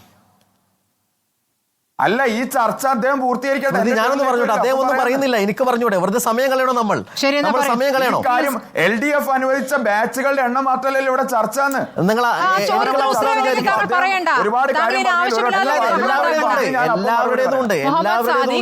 എല്ലാവരുടേതുണ്ട്. ശരി, LDF കാലത്തെ കണക്കാണല്ലോ താങ്കളോട് ചോദിക്കുന്നത്. താങ്കൾ SFI ആയതുകൊണ്ട് ആ കണക്ക് ചോദിക്കുന്നു. ബാക്കി കേസിനോട് ചോദിക്കാന്നേ, ഇത് പറയൂ. അതെ. എന്റെ സ്മൃതി, നേരത്തെ അദ്ദേഹം എണ്ണി പറഞ്ഞല്ലോ, തിരൂരങ്ങാടിയിലെ കുറവ്, തിരൂരിലെ കുറവ്, വേങ്ങരയിലെ കുറവ്. അപ്പൊ അദ്ദേഹം ഷമ്മാസിനോട് മറുപടി പറയാൻ വേണ്ടി നിങ്ങൾ ആ ടേണിൽ ചോദിച്ചോ? ഇല്ലല്ലോ. ചോദിച്ചോ? എന്താ ചോദിക്കാത്തെ? എന്താ KSUവിന് സ്പോട്ടിൽ ആൻസർ പറയാനുള്ള ചോദ്യം ഇല്ലാത്ത എന്താ? താങ്കൾക്ക് ഉത്തരം ഉണ്ടെങ്കിൽ പറയാം, അല്ലെങ്കിൽ SFIക്ക് മാത്രമേ ഉള്ളൂ. കാര്യം ഒരു ടേണിൽ പറഞ്ഞു കഴിഞ്ഞു. ശരി, ജംഷീദ് അബൂബക്കർ പറഞ്ഞോളൂ. സ്മൃതി, ഞാൻ പറഞ്ഞുകൊണ്ട് വന്നത്, ഇത് റൈറ്റ് ടു എഡ്യൂക്കേഷൻ, നമ്മുടെ ഒരു ഫണ്ടമെന്റൽ റൈറ്റ് ആയിട്ടുള്ള റൈറ്റ് ടു എഡ്യൂക്കേഷൻ എന്ന് പറയുന്നത് എല്ലാവർക്കും വിദ്യാഭ്യാസം കിട്ടാനുള്ള ഒരു പ്രാഥമികമായിട്ടുള്ള മൗലികമായിട്ടുള്ള അവകാശം എല്ലാവർക്കും ഉണ്ട്. അത് ലഭ്യമാക്കണമെന്ന് മാത്രമാണ് ഈ വിഷയത്തിൽ നമ്മൾ ഉന്നയിക്കുന്ന ഒരു വിഷയം. ഇതിൽ ഇടതുപക്ഷത്തിന്റെ ഒരു കാപട്യം എന്ന് പറയുന്നത്, ഈ തവണത്തെ പ്രവേശനോത്സവത്തിന്റെ ഉദ്ഘാടനം ചെയ്തുകൊണ്ട് ബഹുമാനപ്പെട്ട മുഖ്യമന്ത്രി പറഞ്ഞത് പൊതുവിദ്യാഭ്യാസ സമ്പ്രദായത്തെ ഞങ്ങൾ ശക്തിപ്പെടുത്തും എന്ന് പറയുന്ന ഇടതുപക്ഷം മലപ്പുറത്തേക്കും മലബാറിലേക്കും വരുമ്പം ഇവിടെ അൺഎയ്ഡഡ് മേഖലയിൽ സീറ്റില്ലേ, സ്കൂൾ കേരളയിലും ഓപ്പൺ സ്കൂൾ സംവിധാനത്തിന് സീറ്റില്ലേ എന്ന് പറയുന്ന ഒരു ഹിപ്പോക്രസി ഉണ്ട്, ഒരു കാപട്യമുണ്ട്. ഒരു ഭാഗത്ത് ഞങ്ങൾ പൊതുവിദ്യാഭ്യാസ സംരക്ഷണത്തിന്റെ വക്താക്കളാണ് എന്ന് വാദിക്കുകയും, മറുഭാഗത്ത് മലപ്പുറത്തേക്കും മലബാറിലേക്കും വരുമ്പോൾ നിങ്ങൾക്ക് അൺഎയ്ഡഡ് മേഖലയിൽ പഠിച്ചുകൂടെ, അവിടെ സീറ്റ് ഉണ്ടല്ലോ, അതിന്റെ കണക്ക് കൂടി കൂട്ടിയിട്ട് നിങ്ങൾക്ക് എന്ത് സീറ്റിന്റെ പ്രതിസന്ധിയാണുള്ളൂ എന്ന് ചോദിക്കുന്ന ഒരു ഹിപ്പോക്രസി ഇടതുപക്ഷവുമായി ബന്ധപ്പെട്ട് ഈ വിഷയത്തിൽ ഉന്നയിക്കാനുണ്ട് എന്നാണ് എനിക്ക് അതുമായി ബന്ധപ്പെട്ട് സൂചിപ്പിക്കാനുള്ളത്. അതാണ് ഇതിന് ഒരു വിഷയം എന്ന് പറയുന്നത്. രണ്ടാമത് ഇതിന്റെ പരിഹാരവുമായി ബന്ധപ്പെട്ടാണ്, ഒരു പരിഹാരത്തിനുള്ള ശ്രമങ്ങൾ മലപ്പുറം ജില്ലയിൽ ഞാൻ പറഞ്ഞു, കേസ് സ്റ്റഡിക്കാണ് മലപ്പുറം എടുക്കുന്നത്. മലപ്പുറം ജില്ലയിൽ മാത്രം 19 സ്കൂളുകൾ കേവലം 2 ബാച്ചുകൾ മാത്രമുള്ള, ഞാൻ ഉദാഹരണം പറയാം, മലപ്പുറം മണ്ഡലത്തിലെ MMT സ്കൂൾ, അവിടെ കൊമേഴ്സ് സീറ്റ്, അവിടെ സയൻസ് ഉണ്ട്, ഹ്യൂമാനിറ്റീസ് ഉണ്ട്, പക്ഷെ കൊമേഴ്സ് ഇല്ല. അഥവാ ചുരുങ്ങിയതൊരു 3 ബാച്ചെങ്കിലുമുള്ള സ്കൂളുകളില്ലാത്ത 19 എയ്ഡഡ് സ്കൂളുകൾ മലപ്പുറം ജില്ലയിൽ മാത്രം കാണാൻ കഴിയും. അതുപോലെ മലപ്പുറം ജില്ലയിൽ മാത്രം 20 സ്കൂളുകൾ, 11 മണ്ഡലങ്ങളിലായിട്ട് 20 സ്കൂളുകൾ, ഹൈസ്കൂളുകൾ മാത്രമുള്ള, ഹയർ സെക്കൻഡറി ആയിട്ട് അപ്ഗ്രേഡ് ചെയ്യാൻ സാധ്യതയുള്ള സ്കൂളുകൾ മലപ്പുറം ജില്ലയിൽ മാത്രം ഉണ്ടാകുമ്പോൾ എന്തുകൊണ്ടാണ് ഗവൺമെന്റ് ഇത്തരം വിഷയങ്ങൾ ഒരു സ്റ്റെപ്പ് എടുത്തിട്ട് ഈ 19 സ്ഥലത്ത് കൊടുക്കട്ടെ, എന്നിട്ട് 20 സ്ഥലത്ത് കൊടുക്കട്ടെ, എന്നിട്ട് പറയാണ് ഞങ്ങൾക്ക് പ്രതിസന്ധി ഉണ്ട് എന്ന് പറയുകയാണെങ്കിൽ ഇതിലൊരു സത്യസന്ധതയുണ്ട്. ഇതിൽ ഈ വിഷയത്തെ അഭിമുഖീകരിക്കാനോ ഇതിനെ പരിഹരിക്കാനോ ഒരു ശ്രമവും നടത്താതെ വിഷയത്തെ നിഷേധിക്കുന്ന ഒരു സമീപനമാണ് ഗവൺമെന്റ് തുടക്കം മുതൽ സ്വീകരിക്കുന്നത്. അവിടെയാണ് ഈ ഗവൺമെന്റിന് ഇവിടുത്തെ ജനങ്ങളോട്, ഇവിടുത്തെ വിദ്യാർത്ഥികളോട് ഒരു പ്രതിബദ്ധതയുമില്ല എന്ന് ഫ്രട്ടേണിറ്റി മൂവ്മെന്റിന് പറയേണ്ടി വരുന്നത്. അവിടെ ആ ഒരു വിഷയത്തെ എന്തെങ്കിലും ഒരു ശ്രമം നടത്തിയിട്ട് പ്രതിസന്ധി പറഞ്ഞാൽ അത് മനസ്സിലാക്കാൻ മലപ്പുറത്തെയും മലബാറിലെയും കുട്ടികൾക്കും വിദ്യാർത്ഥി സംഘടനകൾക്കും കഴിയും. ഒരു ശ്രമവും നടത്തുന്നില്ല എന്ന് മാത്രമല്ല, അഥവാ സമരം ചെയ്യുന്ന വിദ്യാർത്ഥി സംഘടനകളെ നോക്കിയിട്ട് ആക്ഷേപങ്ങൾ ഉന്നയിക്കുക, സാമുദായികമായിട്ടുള്ള ലേബലിംഗ് നടത്തുക. ഇവിടെ ഒരു സമുദായം ഇല്ലെന്നേ. മലപ്പുറം ജില്ലയിലെ 82,000 ചില്ലാനും വരുന്ന കുട്ടികളിൽ എല്ലാ സമുദായത്തിലെ ആളുകളുണ്ടെന്നേ. മലബാറിലെ 100,000-ഓളം വരുന്ന കുട്ടികൾ, അല്ലെങ്കിൽ മലബാറിലെ സീറ്റ് കിട്ടാത്ത 75,000 കുട്ടികളിൽ എല്ലാ സമുദായത്തിലെ ആളുകളുണ്ടെന്നേ.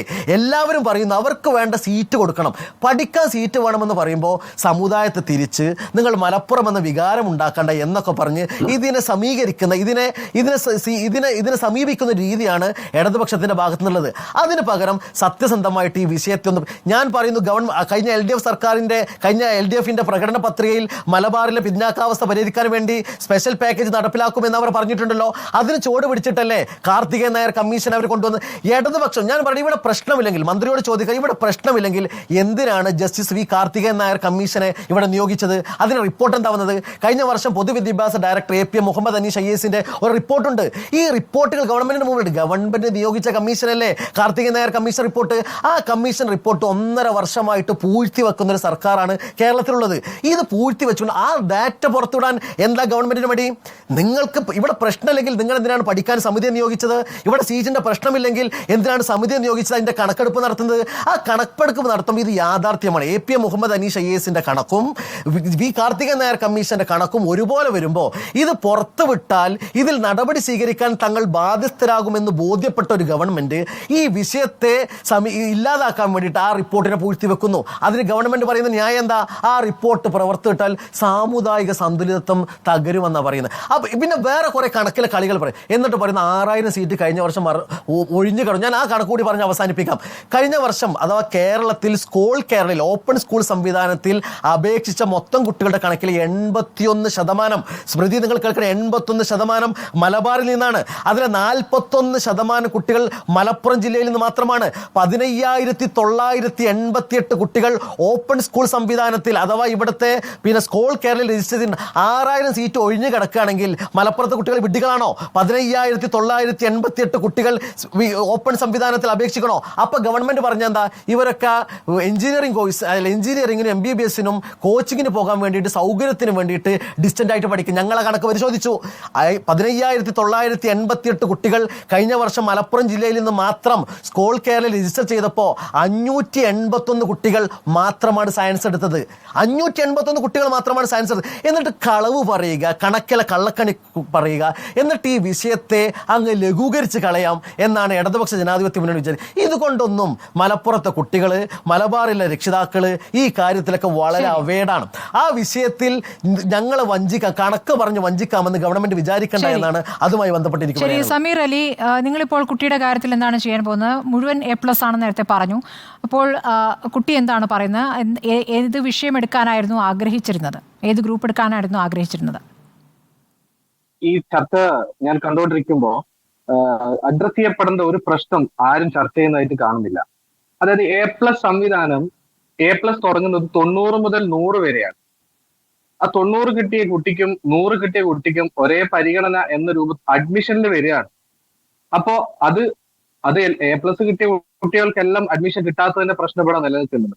അതിന്റെ കൂടെ ഞാൻ പറയാൻ ശ്രമിക്കുന്നത് A+ സംവിധാനം, ഈ സംവിധാനം, അതായത് ഏകജാലക വിൻഡോ എന്ന് പറയുന്ന പരിപാടി തന്നെ, ആ സോഫ്റ്റ്വെയർ ആൽഗോരിതം സെറ്റ് ചെയ്തത് തന്നെ നമ്മളുടെ പൊതുവിദ്യാഭ്യാസത്തെ പുഷ്ടിപ്പെടുത്തലാണോ, അല്ലെങ്കിൽ നമ്മളുടെ കാലിബറുള്ള കുട്ടികളുടെ മേലോട്ടുള്ള പോക്കിന് നല്ലതായിട്ടാണോ എല്ലാം ചിന്തിക്കേണ്ടിയിരിക്കും. അതിലൊരു വിഷയം ഞാൻ എന്റെ മോളെ വെച്ചിട്ട് പറയുകയാണെങ്കിൽ, മോളുടെ ഹാഫ് ഇയർലി എക്സാമിനും ആനുവലിന്റെ എക്സാമിന് തൊട്ട് മുമ്പേ നടന്ന മോഡൽ എക്സാമിനും 480-ൽ 477 മാർക്ക് കിട്ടിയ കുട്ടിയാണ്. ഞാനിപ്പോ എന്റെ മോളിപ്പോ എത്തിയിരിക്കുന്ന ഒരു അവസ്ഥ എന്ന് പറയുന്നത് ഒരു സ്കൂളും സീറ്റ് കിട്ടാതെയാണ്. അവിടെ ആ കുട്ടിയുടെ മാനസിക അവസ്ഥ, ഈ പൊതുവിദ്യാഭ്യാസം കൈകാര്യം ചെയ്യുന്ന നമ്മളുടെ ഈ സിസ്റ്റത്തിൽ എന്തെങ്കിലും പ്രശ്നമുണ്ടോ എന്ന് പരിശോധിക്കേണ്ട ഒരു ഘട്ടമായിട്ടുണ്ടെന്നാണ് ഞാൻ പറയാൻ ശ്രമിക്കുന്നത്. അതായത് മാനസികമായിട്ട് എക്സാം എഴുതുമ്പോ അവർ വളരെ ഹാപ്പി ആയിട്ടാണ് പോയത്. റിസൾട്ട് വരുമ്പോ ഒരു ടെൻഷൻ ഇല്ലാണ്ടാണ് റിസൾട്ടിനെ അവർ അഭിമുഖീകരിച്ചത്. ഈ അലോട്ട്മെന്റ് വരുമ്പോ ഭയങ്കര ടെൻസ്ഡ് ആയിട്ടാണ് കുട്ടികൾ വരുന്നത്. 3 അലോട്ട്മെന്റിന് സീറ്റ് കിട്ടിയില്ല എന്ന് അറിയുമ്പോൾ അവരുടെ ഇത്രയും കാലത്തുള്ള, അതായത് ഞാൻ എന്റെ മോളെ കണ്ടത് 1ാം ക്ലാസ് മുതൽ 10ാം ക്ലാസ് വരെയുള്ള അവസ്ഥയിൽ നിന്ന് അവരുടെ കോൺഫിഡൻസ് ലെവല് എത്രയോ താഴോട്ട് പോയി. അതിന്റെ കാരണം അവർക്ക് മെറിറ്റിൽ കിട്ടേണ്ട ഒരു അംഗീകാരം കേരള ഗവൺമെന്റ് നമ്മളുടെ ഗവൺമെന്റ് സംവിധാനത്തിൽ നിന്ന് കിട്ടാതാവുമ്പോ ആ സ്റ്റുഡൻസിന് അല്ലെങ്കിൽ എന്റെ മോൾക്ക് വന്ന പോലെ പല കുട്ടികൾക്കും ഉണ്ടാവുന്നുണ്ടാവും ഈ അവസ്ഥ. അപ്പോ ഒന്ന്, ഏകജാലകത്തിന്റെ ആൽഗോരിതം റീചെക്ക് ചെയ്യപ്പെടണം, അതിൽ ഫോൾട്ട് ഉണ്ടോ എന്ന് പഠിക്കണം. 2, A+ സംവിധാനം, ഈ ഗ്രേഡിംഗ് സംവിധാനത്തില് നമ്മൾ ഈ മുന്നോട്ട് പോവുകയാണെങ്കിൽ കഴിവുള്ള കുട്ടികൾ തഴയപ്പെടുന്ന അവസ്ഥ ഉണ്ടാകുന്നു. ഞാൻ നേരത്തെ ഫസ്റ്റ് സംസാരിക്കുമ്പോൾ ഞാൻ പറഞ്ഞ ഒരു പോയിന്റ് ഉണ്ടായിരുന്നു. അതായത് പഞ്ചായത്ത്, സെയിം മുനിസിപ്പാലിറ്റി, സെയിം പഠിച്ച സ്കൂൾ, ഇതിനൊക്കെ ഗ്രേഡിംഗിൽ മാർക്കാണ്. അപ്പോ എന്റെ പഞ്ചായത്തിൽ ഒരു സ്കൂളേ ഉള്ളൂ. ആ സ്കൂളിൽ 60 സീറ്റേ ഉള്ളൂ +2 സയൻസിന്. അതേ സ്ഥാനത്ത് നമ്മളെ കുട്ടികളെക്കാളും ഒരുപാട് താഴെ മാർക്കുള്ള, അതായത് 9 A+ ഒക്കെ കിട്ടിയ കുട്ടികൾക്ക് മുനിസിപ്പാലിറ്റിയിൽ 5 സ്കൂൾ ഉണ്ടെങ്കിൽ അവർക്ക് സീറ്റ് കിട്ടും. അപ്പൊ ഈ സംവിധാനം നടക്കുമ്പോ നമ്മൾ ആലോചിക്കേണ്ടത് അതായത് പഠിക്കാൻ മിടുക്കന്മാരും മിടുക്കികളുമായിട്ടുള്ള കുട്ടികൾ എവിടെയെങ്കിലും തഴയപ്പെടുന്നുണ്ടോ അത് തടയപ്പെടുന്നതിന്റെ കാരണം എന്താണ്, അതിന് നമ്മൾക്ക് എന്ത് പരിഹാരം ഉണ്ട് എന്നുള്ള ഒരു ചർച്ച ഇവിടെ എല്ലാം ആരും ഉന്നയിച്ചായിട്ട് കണ്ടിട്ടില്ല. അതില് സീറ്റ് കുറവിന്റെ പ്രശ്നം, നമ്മളുടെ എല്ലാ മക്കളും പഠിക്കേണ്ട സീറ്റിന്റെ കുറവ് നല്ലോണം ഉണ്ട്. ആ ഭാഗം മാത്രം ചർച്ച ചെയ്യപ്പെട്ടു പോകുന്നുണ്ട്. പക്ഷെ ഇതും കൂടെ രക്ഷിതാവ് എന്ന നിലയിൽ ഞാൻ ഫേസ് ചെയ്ത പ്രശ്നം എന്നുള്ള നിലയിൽ ഞാൻ നിങ്ങളെ എല്ലാവരെയും മുന്നിലേക്ക് ഈ കാര്യം കൂടെ അവതരിപ്പിക്കുന്നു. ശരി ഡോക്ടർ. പിന്നെ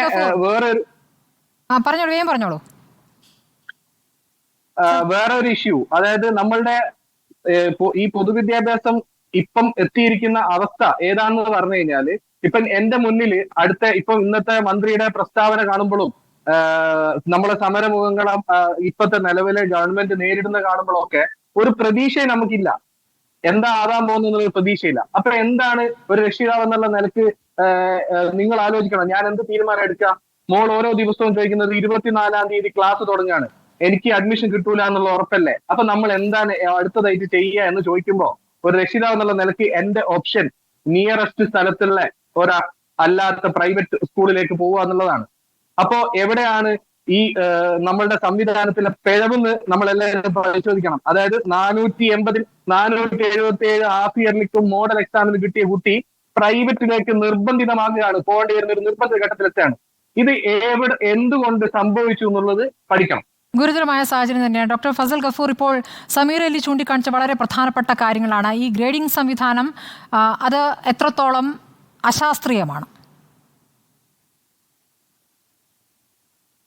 തികച്ചും അശാസ്ത്രീയമായിട്ടുള്ളൊരു കാര്യമാണ്. പ്രത്യേകിച്ച് മാർക്ക് ദാനം നടക്കുന്ന ഈ കാലഘട്ടത്തിൽ, അതായത് വെറുതെ അങ്ങടെ മാർക്ക് എഴുതിയിട്ട് A+ അങ്ങടെ എഴുതി കൊടുക്കുകയല്ലേ. അപ്പോൾ ഞാൻ മനസ്സിലാക്കി കൊടുക്കണം, തെറ്റുണ്ടെങ്കിലൊക്കെ തിരുത്താം. നമുക്ക് 75,000 പേർക്ക് അങ്ങാണ്ട് A+ കിട്ടി നമുക്ക്.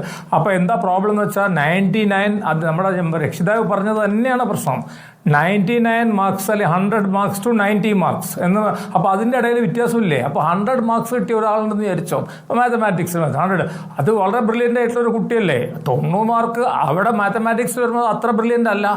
അപ്പോൾ അങ്ങനെയുള്ള ഒരുപാട് പ്രശ്നങ്ങളുണ്ട്. മാത്രമല്ല നമ്മളൊരു ഇൻ്റർവ്യൂവിനൊക്കെ ഇപ്പോൾ തന്നെ ഞാൻ പോരുന്ന വഴിക്ക് ഞങ്ങളൊരു സ്കൂളിൽ വിളിച്ച് ചോദിച്ചു ഞങ്ങൾക്ക് ഒരുപാട് സ്കൂൾസ് ഉള്ളതാണല്ലോ.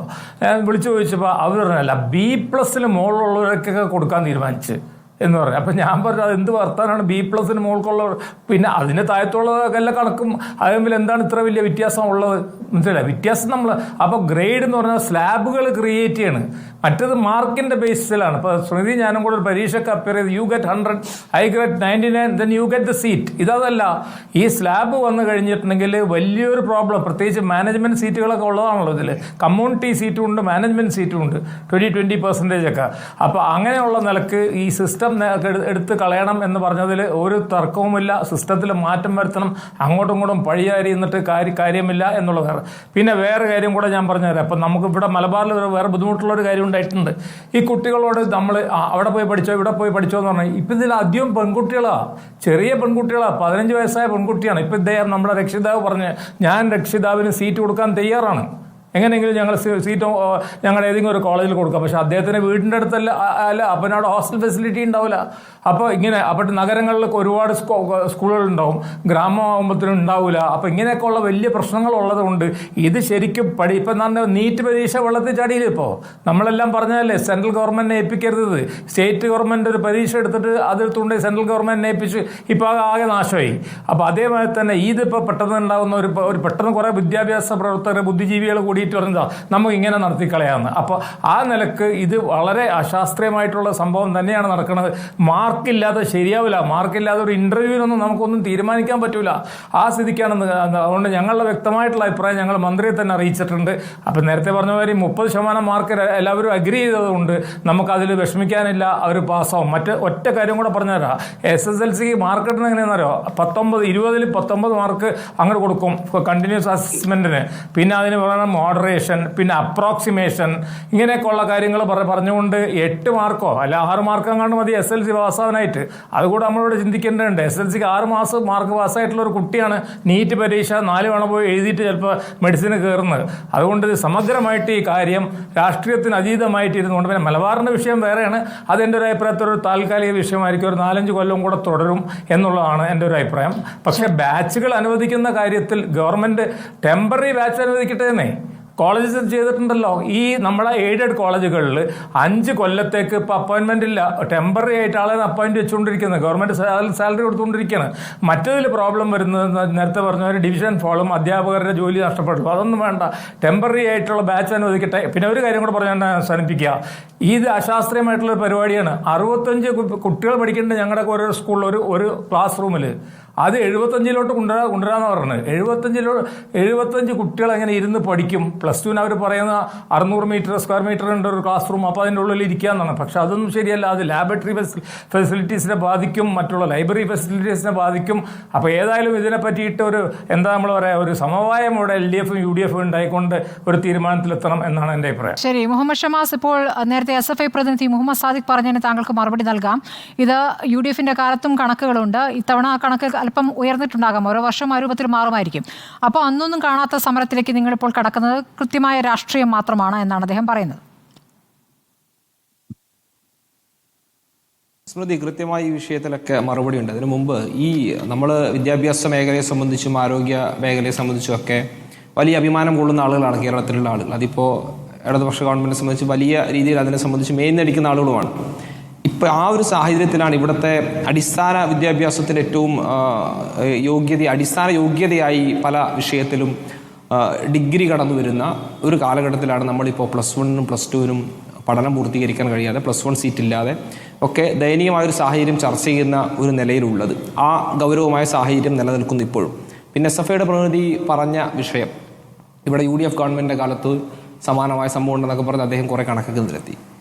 ഇങ്ങനെ ഒരു സമരം ചെയ്യാൻ പോയിട്ട് SFIയെ സംബന്ധിച്ച് ഒരു പ്രസ്താവന ഇറക്കേണ്ട സാഹചര്യം പോലും അന്നുണ്ടായിട്ടില്ല. കാരണം ഈ പറഞ്ഞ അദ്ദേഹത്തിൻ്റെ കണക്കിൽ നിന്ന് വ്യക്തമാണ്, ചുരുക്കം ചില 10,000 12,000 അങ്ങനെ ഓരോ വർഷത്തെയും കണക്ക് അദ്ദേഹം എണ്ണി പറഞ്ഞ് നന്നായി.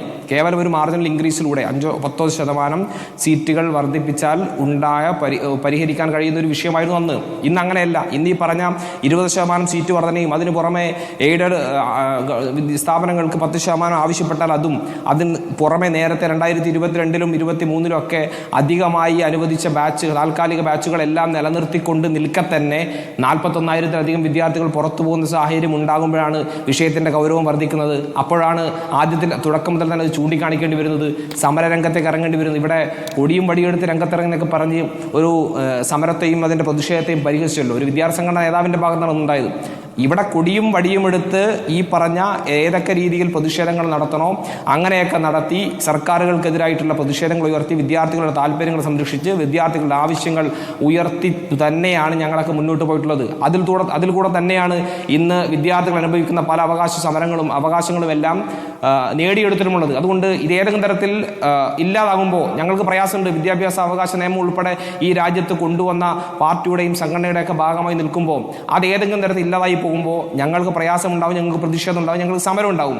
പിന്നെ സമരം ചെയ്യുന്നതിനെക്കുറിച്ചും സമരത്തിൻ്റെ രീതിയെക്കുറിച്ചും ഒക്കെ പരിഹസിക്കുന്നത് കേട്ടു. ഏതെങ്കിലും തരത്തിൽ ഞങ്ങൾ ഈ പറഞ്ഞതുപോലെ സമരം തുടങ്ങിയോ? ഞങ്ങൾ വളരെ കൃത്യമായി ഞങ്ങളുടെ പ്രതിഷേധം തുടക്കത്തിൽ മന്ത്രിയെ ഉൾപ്പെടെ നേരിട്ട് കണ്ടറിയിച്ചു. KSUവിൻ്റെ സംസ്ഥാന അധ്യക്ഷൻ ഉൾപ്പെടെ സംഘടനയുടെ നേതാക്കളെല്ലാം മന്ത്രിയെ നേരിൽ കണ്ടതിൻ്റെ ഗൗരവം ബോധ്യപ്പെടുത്തി, കണക്കുകൾ സഹിതം മന്ത്രിയെ ബോധ്യപ്പെടുത്തുന്നു. തുടർന്ന് അങ്ങോട്ട് 1, 2, 3 അലോട്ട്മെന്റുകൾ പിന്നിട്ടപ്പോഴാണ് സമരം ഘടിപ്പിച്ചത്. നിങ്ങൾ ഉൾപ്പെടെ ഈ സമരങ്ങൾ റിപ്പോർട്ട് ചെയ്താണല്ലോ. സ്മൃതിക്ക് കഴിഞ്ഞ ദിവസങ്ങളിൽ, ഈ അടുത്ത ദിവസങ്ങളിലൊക്കെ KSUവിൻ്റെ സമരങ്ങൾ, വിവിധ ജില്ലകളിൽ ഇതുമായി ബന്ധപ്പെട്ട പ്രതിഷേധങ്ങളൊക്കെ വളരെ കൃത്യമായി അറിയുന്നതാണല്ലോ. എല്ലാ തരത്തിലും അതിനൊരു തരത്തിലും ഈ സർക്കാരിൻ്റെ ഭാഗത്ത് അനുകൂലമായ സമീപനം ഇല്ല എന്ന് ബോധ്യപ്പെട്ട ഘട്ടത്തിലാണ് ശക്തമായ പ്രതിഷേധങ്ങളിൽ KSU കടന്നത്. ഇനി ഇവിടം കൊണ്ട് അവസാനിക്കില്ല. ഇതേ നിലപാടാണ്, വിദ്യാർത്ഥി വിരുദ്ധ നിലപാടാണ് ഈ ഗവൺമെന്റും മന്ത്രിയും സ്വീകരിച്ചു മുന്നോട്ട് പോകുന്നതെങ്കിൽ ഈ പറയപ്പെട്ട പൊതുവിദ്യാഭ്യാസ മന്ത്രി വഴിയിൽ ഇറങ്ങി നടക്കാൻ കഴിയാത്ത രീതിയിലേക്ക് ഞങ്ങൾ സമരം വ്യാപിപ്പിക്കും, സമരം ശക്തിപ്പെടുത്തും. ഈ നാട്ടിലെ രക്ഷിതാക്കളുടെ ആശങ്ക അത് ഞങ്ങളുടെ ആശങ്കയാണ്. ഈ വിദ്യാർത്ഥികളുടെ പ്രയാസം അത് ഞങ്ങൾ KSU ഉൾപ്പെടെയുള്ള വിദ്യാർത്ഥികളുടെ പ്രയാസമാണ്. അവരൊരുപാട് കഷ്ടപ്പെട്ട് പ്രയാസപ്പെട്ട് എല്ലാ യാതനകളും സഹിച്ച് തങ്ങളുടെ മക്കളുടെ വിദ്യാഭ്യാസത്തിന് ഒരു കുറവും ഉണ്ടാകാൻ വേണ്ടി പാടില്ല എന്ന് അന്നത്തെ ഉപജീവനത്തിന് വേണ്ടി പണിയെടുക്കുമ്പോൾ അതിൽ നിന്ന് നീക്കിരിപ്പ് കൊണ്ട് വളരെ സന്തോഷത്തോടു കൂടി തങ്ങളുടെ മക്കളുടെ പഠനത്തിനും തുടർ പഠനത്തിനും വേണ്ടി പരിശ്രമിക്കുന്ന രക്ഷിതാക്കളുടെ കണ്ണീരിൻ്റെ വിലയുണ്ട്. ആ കണ്ണീര് കാണാതെ ഞങ്ങൾക്ക് മുന്നോട്ട് പോകാൻ കഴിയില്ല. അതെന്ത് ധിക്കാരത്തോടെയും ധാർഷ്ട്യത്തോടെയും സമരങ്ങളെയും വിദ്യാർത്ഥി സംഘടനകളെയും ഇവർ പരിഹസിച്ചാലും ഇവരിങ്ങനെ ഒരു തരത്തിലും ന്യായീകരിക്കാൻ കഴിയാത്ത ക്യാപ്സ്യൂളുകൾ കൊണ്ട് കണക്കുകൾ കൊണ്ട് നിരത്തിയാലും അതൊന്നും അംഗീകരിച്ചുകൊണ്ട് മുന്നോട്ട് പോകാനും കഴിയില്ല. എന്തൊക്കെ തന്നെ പ്രതിസന്ധികൾ ഉണ്ടായാലും ഈ പോരാട്ടത്തിനകത്ത് ആത്യന്തികമായ വിജയം കാണുന്നത് കൃത്യമായ ബാച്ചുകൾ അനുവദിക്കണം. ഏതെങ്കിലും തരത്തിലുള്ള താൽക്കാലിക അഡ്ജസ്റ്റ്മെന്റുകൾ കൊണ്ട് കഴിയില്ല. ഒരുപാട് സാങ്കേതിക പ്രശ്നങ്ങളുണ്ട്, ഒരുപാട് വിഷയങ്ങൾ ഇതിന്റെ പിന്നാമ്പുറത്തുണ്ട്. അതെല്ലാം പരിഹരിക്കുന്നതിനപ്പുറത്തേക്ക് ആധികാരികമായ പെർമനന്റ് സൊല്യൂഷനാണ് ഇതിനകത്ത് വേണ്ടത്. കൃത്യമായ ബാച്ചുകൾ വേണം. വിദ്യാർത്ഥികൾക്ക് ഏറെ ദൂരം യാത്ര ചെയ്ത് പഠിക്കാൻ പറ്റുന്ന, ഇവിടെ ഫസൽ ഗഫൂർ ഉൾപ്പെടെയുള്ള ആളുകൾ സൂചിപ്പിച്ചു, യാത്രാ പ്രശ്നങ്ങൾ ഇതിനപ്പുറത്തേക്ക് വരും. ഈ പറഞ്ഞ സീറ്റുകൾ കിലോമീറ്ററുകൾക്ക് അപ്പുറത്തേക്ക് അലോട്ട്മെന്റ് കിട്ടുമ്പോൾ അവിടെ യാത്ര ചെയ്യുന്ന വിദ്യാർത്ഥികളെ സംബന്ധിച്ചുള്ള പ്രയാസങ്ങൾ കുറച്ച് കഴിയുമ്പോൾ ഈ പറഞ്ഞ പോലെ ബസ് ഓപ്പറേറ്റേഴ്സ് അസോസിയേഷൻ സമരവുമായി ബന്ധപ്പെട്ട് വരും. വിദ്യാർത്ഥികൾക്ക് കൺസെഷൻ കൊടുക്കാൻ കഴിയില്ലെന്ന് പറയും. ഇങ്ങനെ ഇതെല്ലാം പരസ്പരം ബന്ധപ്പെട്ട് നിൽക്കുന്ന കാര്യങ്ങളാണ്. മുഹമ്മദ് സാദിഖ്, പ്രശ്നമുണ്ട് എന്നുള്ള കാര്യം നിങ്ങളും സമ്മതിച്ചതാണ്. മന്ത്രിയുടെ കണക്കുകൾ ശരിയാണ് എന്നൊരു അഭിപ്രായമുണ്ടോ? നിങ്ങളിപ്പോൾ മന്ത്രിക്ക് നിവേദനം കൊടുത്തിരിക്കുകയാണല്ലോ. അപ്പോൾ അതിന്മേൽ നടപടി ഉണ്ടാകുമെന്ന് നിങ്ങൾ പ്രതീക്ഷിക്കുകയും ചെയ്തിരിക്കുന്നു. അപ്പോൾ നിലവിൽ മന്ത്രി പറഞ്ഞിരിക്കുന്നത് തെറ്റാണ് എന്ന് ഉറച്ചു പറയാത്ത എന്തുകൊണ്ടാണ്?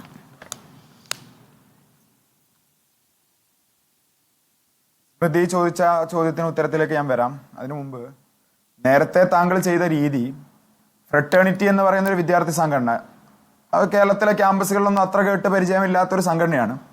ആ സംഘടനയുടെ ഒരു പ്രതിനിധി എന്തൊക്കെയോ പറഞ്ഞുകൊണ്ടിരുന്നു, പല കാര്യങ്ങൾ പറഞ്ഞു. KSUവിനെതിരെയും MSFനെതിരെയും ലീഗിനെതിരെയും കോൺഗ്രസിനെതിരെയും എല്ലാം അദ്ദേഹം പറഞ്ഞു. അതെല്ലാം സ്മൃതി നല്ല സൗമ്യമായി കേട്ടിരുന്നു. അദ്ദേഹം അതിനിടയ്ക്ക് ഒരു വെല്ലുവിളി നടത്തിയപ്പം ആ വെല്ലുവിളി പറഞ്ഞ് പൂർത്തീകരിക്കുന്നതിന് മുമ്പ് SFI ഇപ്പം മറുപടി പറയും, ഞങ്ങളുടെ കയ്യിൽ മറുപടി ഉണ്ട്, പക്ഷേ ഫ്രട്ടേണിറ്റി വെല്ലുവിളിക്കുമ്പോൾ ഒറ്റവാക്കിൽ ഉത്തരം എഴുതാൻ വേണ്ടി വന്നിരിക്കുന്നവരല്ല ഞങ്ങൾ കേരളത്തിൽ ഉത്തരവാദിത്തപ്പെട്ട ഒരു വിദ്യാർത്ഥി സംഘടന എന്നുള്ള നിലക്ക് വിദ്യാർത്ഥികളുടെ ഈ പ്രശ്നങ്ങൾ മനസ്സിലാക്കുന്നവരാ ഞങ്ങൾ. കണക്ക് തന്നെ പറയാം സമയം അനുവദിക്കുകയാണെങ്കിൽ. അല്ലെന്നേ, ഇവിടെ നിങ്ങൾ ചോദിക്കുന്ന സമയത്ത് എണ്ണിച്ചുട്ട അപ്പം പോലെ സ്കൂളുകളുടെ പേരിന്റെ എണ്ണം പറയാനല്ലേ ഞങ്ങൾ വന്നിരിക്കുന്നത്. ഇതൊരു ബൃഹത്തായ പ്രശ്നമാണ്. ഇതിലേക്ക് നയിച്ച പലതരം സാഹചര്യങ്ങളുണ്ട്. മുൻപ് സർക്കാരുകളുടെ കാലത്ത് ഈ പ്രശ്നം ഉണ്ടായിട്ടുണ്ട്. അങ്ങനെയെല്ലാം ചർച്ച ചെയ്തൊരു പ്രശ്നം മുന്നോട്ട് പോകുന്ന സമയത്ത് നീ ഇപ്പം പറ എത്ര അനുവദിച്ചു, ഞാൻ പറയാലോ. പക്ഷെ അതിനിടക്ക് നിങ്ങൾ സമയം തരില്ലെന്ന് എനിക്കറിയാം. ഞാനത് പറഞ്ഞാൽ അതിനപ്പുറത്തെ വാദം ഫ്രട്ടേണിറ്റി പറയുന്നു അറിയാം. പക്ഷെ ഞങ്ങൾ കൃത്യമായി കണക്ക് പറയാണ്. 2016 മുതൽ 2023 വരെയുള്ള കാലയളവിൽ 197 ബാച്ചുകൾ മലബാർ മേഖലയിൽ അനുവദിച്ചു. അത് താൽക്കാലിക ബാച്ചാണ് എന്നായിരിക്കും ഇവരുടെ വാദം. താൽക്കാലിക ബാച്ചാണെങ്കിൽ താൽക്കാലിക ബാച്ചിലും കുട്ടികൾ പഠിക്കുന്നുണ്ടല്ലോ. 38 ബാച്ചുകൾ ഷിഫ്റ്റായി വന്നു. അതായത് മറ്റ് ജില്ലകളിൽ നിന്ന് കുട്ടികൾ കുറഞ്ഞ കോഴ്സുകൾ കണ്ടെത്തി ആ ബാച്ചുകൾ മലബാർ മേഖലയിലേക്ക് 38 ബാച്ചുകൾ ഷിഫ്റ്റായി കൊണ്ടുവന്നു. അത് പെർമനന്റ് ബാച്ചുകളാണ്. ആ സ്കൂളുകളുടെ പേര് ഞാൻ പറയണോ? നിങ്ങൾ അനുവദിക്കാനും എണ്ണി പറയും. അവര് വെല്ലുവിളിക്ക് ഉത്തരം മുട്ടി നിൽക്കുന്നത്. പക്ഷെ അവരുടെ ആ വെല്ലുവിളിക്ക് വിധേയപ്പെട്ട് നിൽക്കാൻ ഞങ്ങൾ തയ്യാറല്ല. പറഞ്ഞല്ലോ 197 താൽക്കാലിക ബാച്ചുകൾ, 38 ഷിഫ്റ്റഡ് ബാച്ചുകൾ, ഇതെല്ലാം വന്നു. അതോടൊപ്പം ഓരോ ബാച്ചിലും കുട്ടികളുടെ എണ്ണം വർദ്ധിപ്പിച്ചു. ഇതെല്ലാം ഈ സർക്കാരിന്റെ കാലയളവിൽ ചെയ്തതാണ്. ഞങ്ങൾ ഇത് ചെയ്തു. മറ്റൊരു കാര്യം, ഇവിടെ എണ്ണം പെരുപ്പിച്ച് പറയാണല്ലോ. KSUവിന്റെ നേതാവും ഫ്രട്ടേണിറ്റിയുടെ നേതാവും എല്ലാം പറഞ്ഞു മലപ്പുറത്ത് 30,000 സീറ്റുകൾ വേക്കന്റ് ആണ്. പച്ചക്കള്ളമാണ്. എന്തടിസ്ഥാനത്തിലാണ് 30,000 സീറ്റ് എന്ന് പറയുന്ന ഡാറ്റ ഇവർ പറയണത്? ഇപ്പൊ തന്നെയുള്ള കണക്ക് പരിശോധിച്ചാൽ 5,000-ഓളം സീറ്റുകൾ ഇനി അലോട്ട്മെന്റ് വരാനിരിക്കുകയാണ്. അതേപോലെ നിലവിൽ പ്രസിദ്ധീകരിച്ച അലോട്ട്മെന്റ് പ്രകാരം അഡ്മിഷൻ ലഭിച്ച വിദ്യാർത്ഥികൾ അഡ്മിഷൻ നേടിയിട്ടില്ല. ലഭിച്ചു, അലോട്ട്മെന്റ് ലഭിച്ചു. അതിനവർ പറയുന്ന കാരണം എന്തായിരിക്കും? കുട്ടികൾക്ക് താല്പര്യമില്ലാത്തത് കൊണ്ട്, ഇഷ്ടപ്പെട്ട കോഴ്സ് കിട്ടാത്തത് കൊണ്ട് ചേർന്നില്ല. എങ്കിൽ ഞാൻ ചോദിക്കട്ടെ, ഒരു കുട്ടി അപ്ലൈ ചെയ്യാത്ത സ്ഥലത്ത് അഡ്മിഷൻ കിട്ടുമോ? ഇതിനൊരു പ്രിഫറൻസ് ഉണ്ട്. അത് ഫസ്റ്റ് പ്രിഫറൻസ് കൊടുത്ത സ്ഥലത്ത് തന്നെ കിട്ടിക്കൊള്ളുന്നില്ല. സമീർ അലി എന്ന രക്ഷിതാവ് പറഞ്ഞ താങ്കൾ കേട്ടല്ലോ. താങ്കൾ ഈ ഫ്രട്ടേണിറ്റി മാത്രം എടുക്കണ്ട, ഇതുവരെ താങ്കൾ അത് മാത്രമേ കേട്ടുള്ളൂ. സമീർ അലി എന്ന രക്ഷിതാവ് പറഞ്ഞ് താങ്കൾ കേട്ടല്ലോ. അല്ല, ഈ ഫ്രട്ടേണിറ്റിയുടെ നേതാവ് പറഞ്ഞപ്പോൾ പറയുന്ന രക്ഷിതാവിന്റെ സമീർ അലി എന്ന് പറയുന്ന രക്ഷിതാവിന്റെ ആശങ്കയോടൊപ്പം നിൽക്കുന്നവരാ ഞങ്ങൾ. അദ്ദേഹത്തിന്റെ ആശങ്കയോ അല്ലെങ്കിൽ അദ്ദേഹത്തിന്റെ മകളുടെ അല്ലെങ്കിൽ കുട്ടിയുടെ പഠനത്തെ സംബന്ധിച്ചുള്ള ആശങ്കയോ പങ്കുവെക്കാത്തവരോ അത് ബോധ്യപ്പെടാത്തവരോ അല്ല ഞങ്ങൾ. ഞങ്ങൾ ഈ മലപ്പുറം ജില്ലയിൽ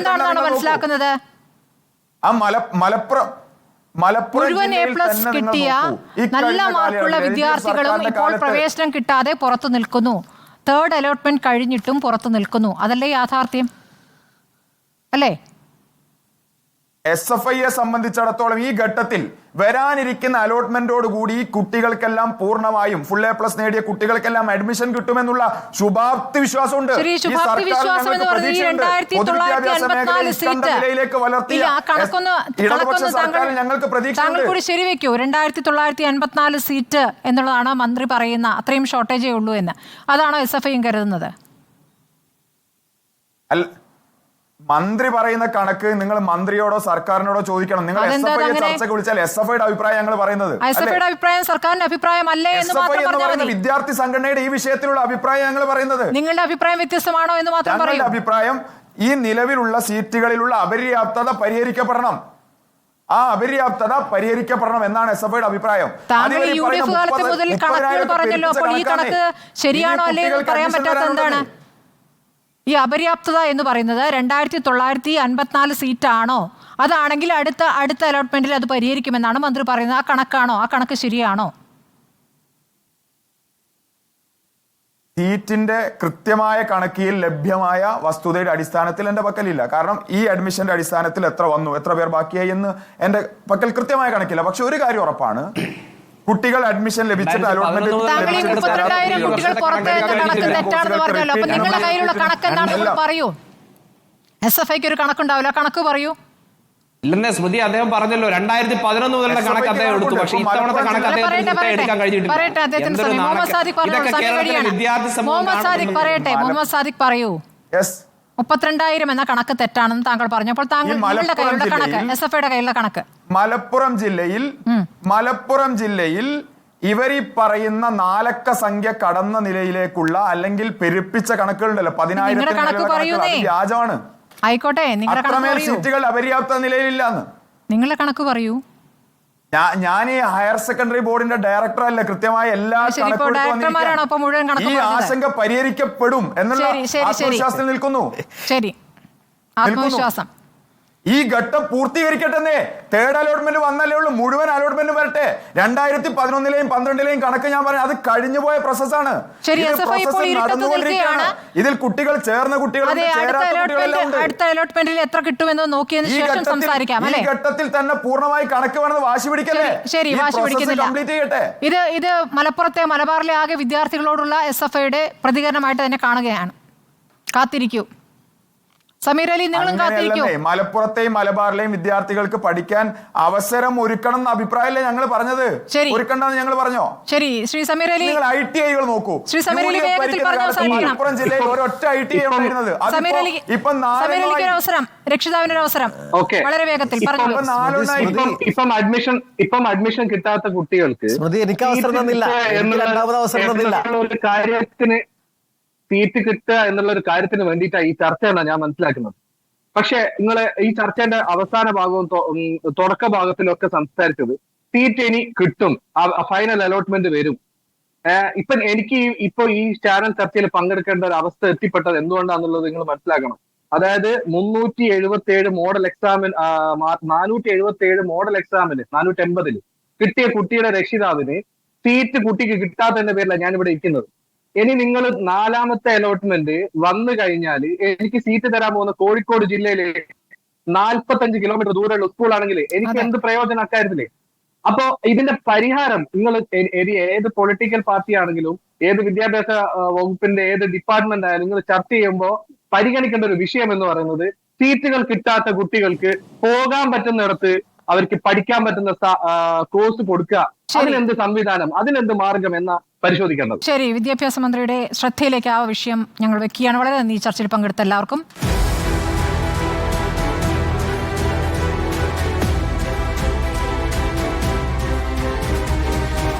ഡിബേറ്റ് വിത്ത് സ്മൃതി പരുത്തിക്കാട്.